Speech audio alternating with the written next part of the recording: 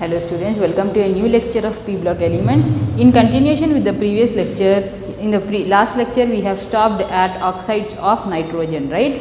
Some of the for nitrogen we have seen its compounds like dinitrogen, ammonia, its oxide, and now the next compound of nitrogen is nitric acid. The formula of nitric acid is HNO3, right? So this process, which is Ostwald's process for the manufacturing of nitric acid, is very important for your exam. So let us see that now. Preparation of nitric acid by Ostwald's process. In this process, there are some steps of reaction or series of reaction, and in the end you get nitric acid as a product. What are those steps? In the first, and what is the starting material for preparing nitric acid is an important compound of nitrogen, which is nothing but ammonia only. If you take ammonia and oxidize it in the excess of oxygen at high temperature in the presence of catalyst, which is platinum, you get nitric oxide. You get nitric oxide as a product along with water. How to balance? One nitrogen, right? 3 hydrogens, but there are 2 hydrogens only. So 4 2s are 8, 3 4s are 12. 3 4s are 12 means 6 water we will take. Right? Now oxygens are how many? 5 2s are 10 oxygens. There are 6 here, 4 here. Now it is balanced. That is our first step. In step 1, ammonia is oxidized to nitric oxide at high temperature in the presence of platinum as a catalyst. In step 2, the product formed, what is the product formed? Nitric oxide is the product formed, is converted into nitrogen dioxide. Is converted into nitrogen dioxide. What is the balancing? 2 oxygen, 3 oxygens here, right? How to balance it? 3 plus, if you take 2 2s are 4 plus 3 7, but it's not 7. So what we will do? We will take 4 only. So 4 2s are 8, 2 2s are 4 plus 4 8, right? Now is it balanced? Yes. In second step, we take nitric oxide. What does it mean by nitric oxide? Nitrogen monoxide. Oxides of nitrogen, if you remember, there the first oxide we have taken was this only. Nitrogen monoxide is converted into nitrogen dioxide. In second step, here also temperature will be there but not that much high, right? In step 3,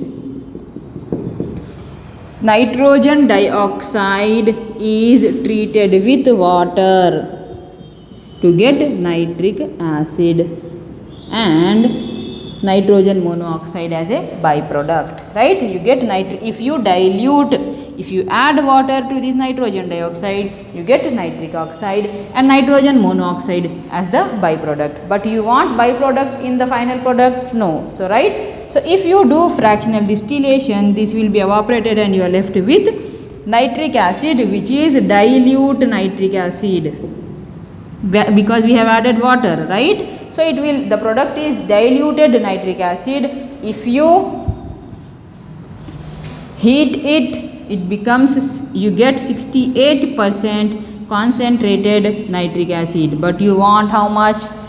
Roughly 100% concentrated nitric acid you want. To that 68% concentrated nitric acid, if you add dehydrating agent, what is the dehydrating agent? Sulfuric acid is the dehydrating agent. If you add dehydrating agent like sulfuric acid, this is 68% of dilution, concentration becomes 98% of concentrated HNO3. This is the preparation of nitric acid by Ostwald's process, in which there are 3 steps. You have to practice this as many as 5 to 10 times, then only you will get perfect in these reactions, right? Now what we will see? We will see properties of nitric acid. For every compound, first its preparation, then its properties, right? We have seen preparation of nitric acid, then we will see properties of nitric acid. Now let us look at the properties of nitric acid. Nitric acid reacts with different molecules or different types of metals as well as non-metals. Nitric acid reacts with both metals as well as non-metals. Which metals we have taken as an example? Copper and zinc. How many non-metals? All these are non-metals, right?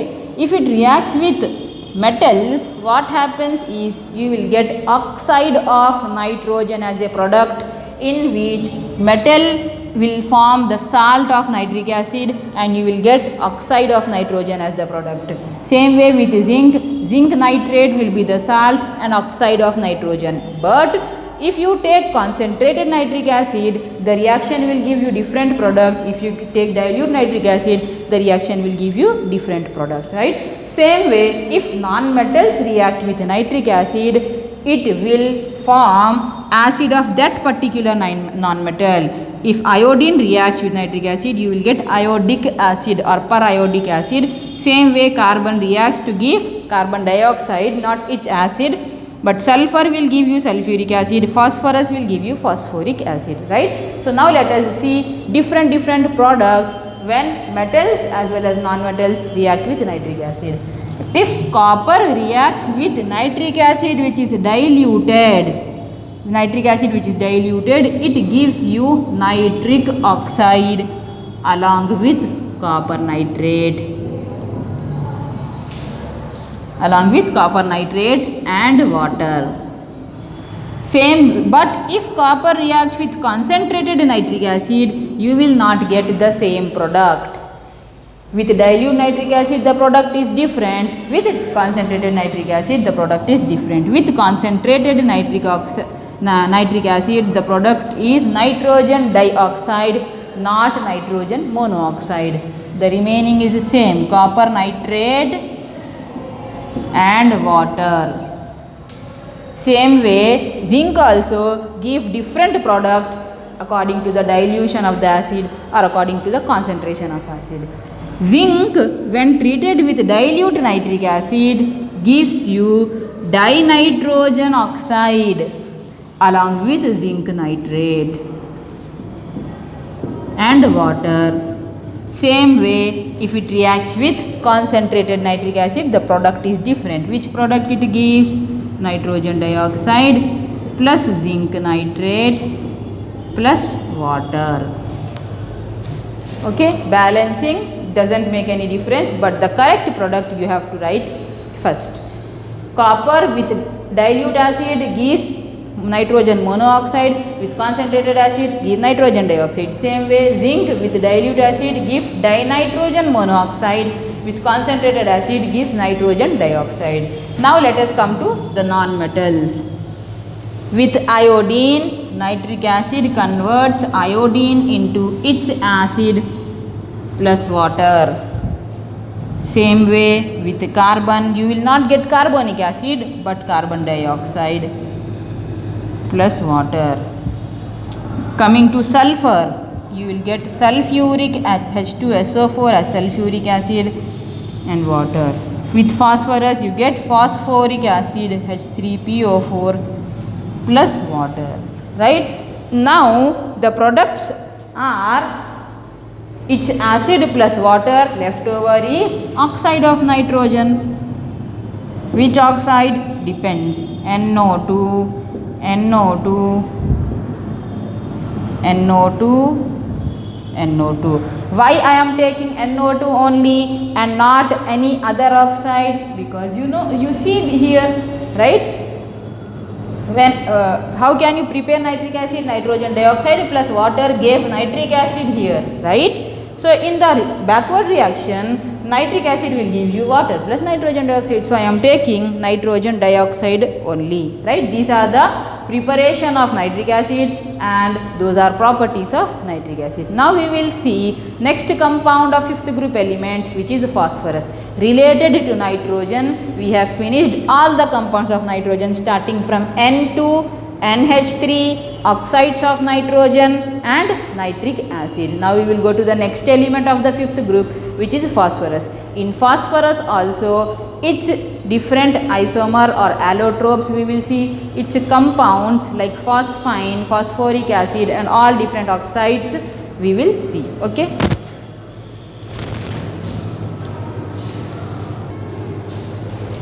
Now let us look at phosphorus and its related compounds, right. Phosphorus itself, in the very beginning when we have seen anomalous nature of nitrogen, we have seen that nitrogen gas is a diatomic gas, whereas other elements are polyatomic, right. Polyatomic means more than 2. So in case of phosphorus, it is tetraatomic. So now we will look at the same. By having the formula of P4 as a tetraatomic, it has different forms or different allotrope. Composition is the same, but it has different allotrope. Just like allotropes of carbon. What are the allotropes of carbon? Diamond and graphite are two different allotropes of carbon. Same way, even phosphorus has different allotropes. How many allotropes are there for phosphorus? There are 3 allotropes of phosphorus. One is called as white phosphorus, the second one is called as red phosphorus, and the third one is called as black phosphorus, right. In black phosphorus, there are 2 forms. One is called as alpha form of black phosphorus and next is beta form of black phosphorus. Now we will look at the structures of all of them and how can you convert one allotrope into the other.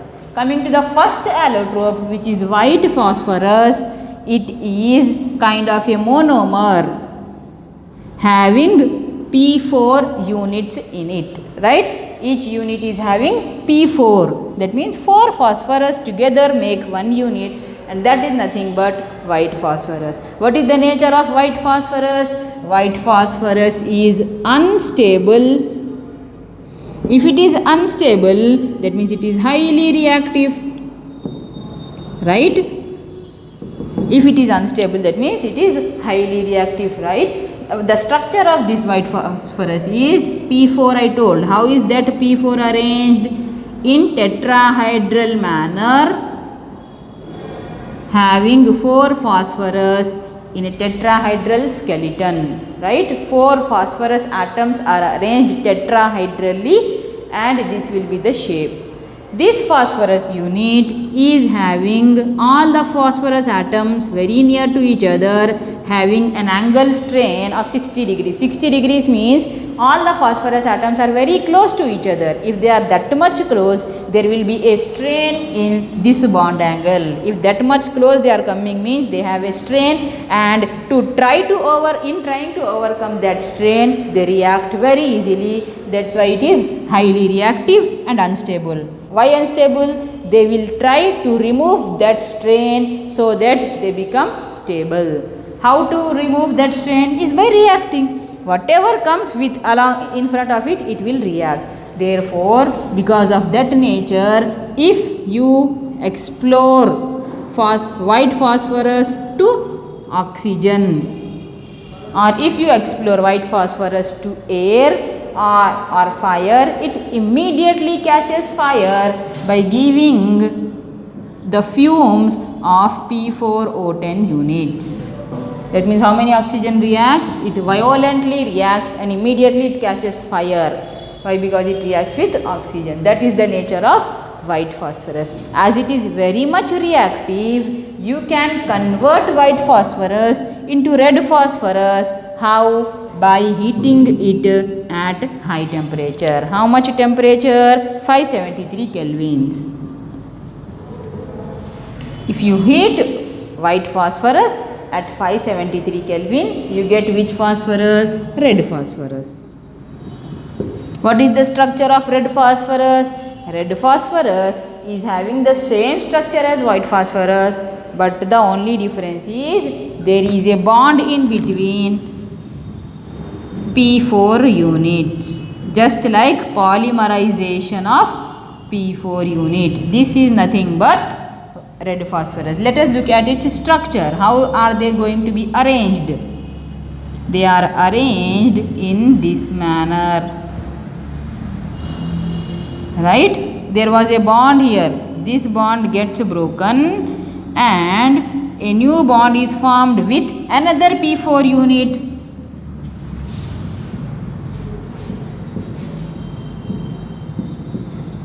This is another P4 unit which makes a bond with the next P4 unit, right? So this is the structure of red phosphorus. How can you get red phosphorus?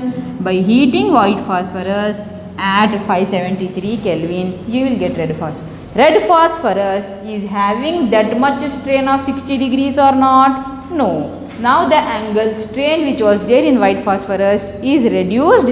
Therefore, it is stable than white phosphorus and less reactive than white. If it is stable, why will it react? It will not react. Therefore, it is more stable and less reactive than the previous one, right? Coming to the black phosphorus, how many forms it has? 2 forms, right? Alpha form and beta form. There is no particular structure for alpha form and beta form, but what you have to remember is how can you get alpha form? Is by heating this red phosphorus. If you heat red phosphorus in a sealed tube at around 800 Kelvin, if you heat red phosphorus at 800 Kelvin, you will get which form of black phosphorus? Is alpha form of black phosphorus. How about beta form? Beta form of black phosphorus is obtained by heating white phosphorus at around 473 Kelvin, but the condition here is high pressure. Right? These are different forms of phosphorus, or you can also call it as allotropes. First allotrope is white, next is red, and next is black. How can you get red? By heating white. How can you get alpha of black? By heating red. Beta of black is obtained from white phosphorus at a very high pressure and moderate temperature of 473 Kelvin. What is the structure of white? Is a single unit of P4. Red is having polymeric units of P4, in which angle strain will not be there, right? Now the other compounds of phosphorus are phosphine, phosphorus trichloride and phosphorus pentachloride, but it's not there for you this academic year. Okay. Now let us look at the next block elements, which are 16th group or 6th group elements. Okay. Who comes under 16th group? Oxygen, sulfur, silurium, tellurium and polonium. They come after nitrogen family in the periodic table. Therefore, they are called as oxygen family. What is the other name of oxygen family? As they are present before halogens in the periodic table, they are called as chalcogens. Right? 5th group was nitrogen family. 6th group is oxygen family. 7th group is halogen family. And 8th group is zero group elements or noble gases. Right? As nitrogen family is present just beside fluorine or halogens, this is the name of halogens, and therefore the name of oxygen family is called as chalcogen. Who comes under chalcogens? Oxygen, sulfur, silurium, tellurium and polonium. Oxygen and sulfur are purely non-metals. Silurium is a semi-metal and tellurium and polonium. In fact, silurium and tellurium are semi-metals and polonium is a metal. So, what is happening to the metallic nature? Metallic nature increases from top to bottom. First two are purely metals. First two are purely non-metals. Next two are semi-metals and the last one is a metal. What is the electronic configuration of 6th group elements? Ns2 Np4, right? Ns2 Np4. Total how many electrons it has? 4 plus 2, 6 electrons. So it need how many to become octet? Only 2 electrons, right? So electronic configuration of this is Ns2 Np4. Next is ionization energy or ionization potential. If you know the normal trend of a periodic table from left to right, what should happen to the ionization energy? It should increase from left to right. From top to bottom it decreases, but from left to right ionization potential should increase. Therefore, as per the rule, whatever ionization potential nitrogen family had should be lesser, and oxygen family should have ionization potential more than nitrogen family, because from left to right, as per the rule, ionization potential should increase, right? So, if you compare the ionization energy of nitrogen and oxygen should have more ionization potential and nitrogen should have less ionization potential. But here there is an exception in which the elements of the fifth group has more ionization energy compared to the elements of sixth group. Why this exception is present? It is nowhere else but only here. Why? Let us look at the electronic configuration of nitrogen family. Right? What is the definition of ionization energy? Removal of electron from the last shell. Is the energy required to remove an electron from its valence shell is called as ionization energy. So, if you want to remove electron from this element, which electron you should remove? Electron present in Np3. If you want to remove an electron from this element, you should remove an electron present in Np4. In Np3, it is already half filled, and we already know that exactly half filled orbitals and completely full filled orbitals have extra stability over others. What is the half filled configuration of P? P3. What is the full filled configuration of P? P6. Nitrogen family is having extra stability because it has exactly half filled. But oxygen family, do they have that extra stability? No, they don't have. They are neither completely half filled nor they are completely full filled, right? So, they have extra stability. So, to remove an electron from that family, you need extra energy. So, there is an exception to the rule that from left to right ionization energy generally increases, but here it decreases, right? So, that is the general rule. How about top to bottom? Top to bottom rule is same. From top to bottom, atomic radius increases, ionization potential decreases, right? But the only exception is ionization potential of 15th group is greater than 16th group. This exception you have to remember. Why this exception? Because they are half filled and they are not half filled, right? Okay. Now coming back to its oxidation states. Electronegativity. What happens to electronegativity of these elements? From top to bottom, electronegativity decreases. That means which element is the most electronegative element of the period of this group? Oxygen, right? So, oxygen being more electronegative and the remaining elements are less electronegative, right? Now, next is oxidation states. Looking at the electronic configuration, we can write how many oxidation states it shows. The complete group shows. How many electrons are shortage? 1, 2. So, can they gain 2 electrons to become octet? Yes. Minus 2, they can lose 2 electrons, they can lose 4 electrons, and they can also lose 6 electrons. But that possibility is very rare, but we will see till here. Minus 2, plus 2 and plus 4 oxidation states are the common oxidation states of 16th group. In between these three also, which element can show all the three? Which element can show only 1 or 2? Let us see. Coming to the first oxidation state, minus 2 oxidation state indicates what? That means it is gaining 2 electrons. To gain 2 electrons, they should have more electronegativity. In this group, who has more electronegativity? Only oxygen, right? So, from the total group, oxygen can show minus 2 oxidation state, others cannot show. The others can show, but it is less stable. Others less stable, oxygen more stable. The remaining two oxidation states can be shown by every one, +2 and +4. Okay, these are the general oxidation states of the group. Now we will see oxidation just like nitrogen. Nitrogen shows normal oxidation state of that group. Apart from that, some other oxidation state also was shown by nitrogen. Same way, oxygen will show general oxidation state of this group as well as some other oxidation states also. Now let us look at the oxidation states of oxygen.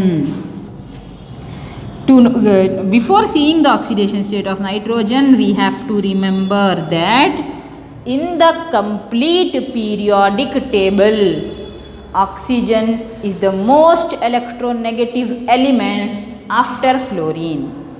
Who is the most electronegative? First is fluorine, the next is oxygen.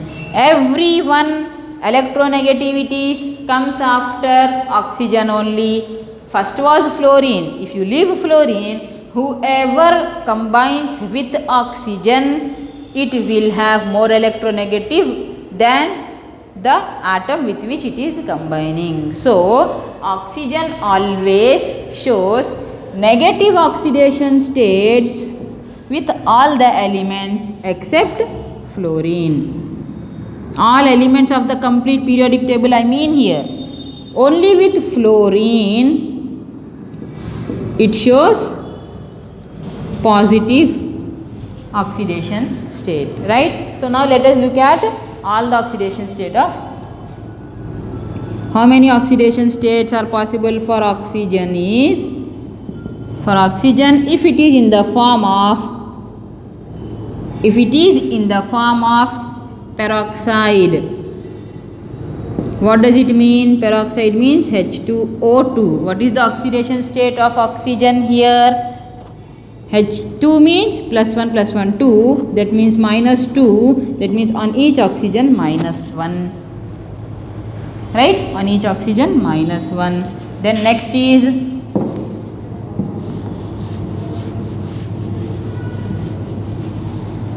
normal oxide, metal oxide. With metal oxide it can show different oxidation state, or otherwise I will take superoxide.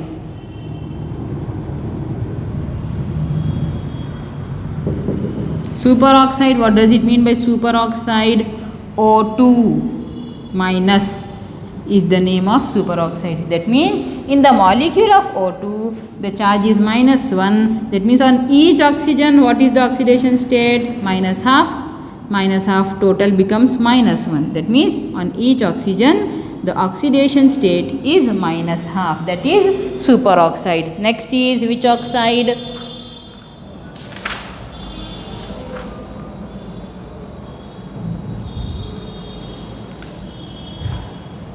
Monoxide.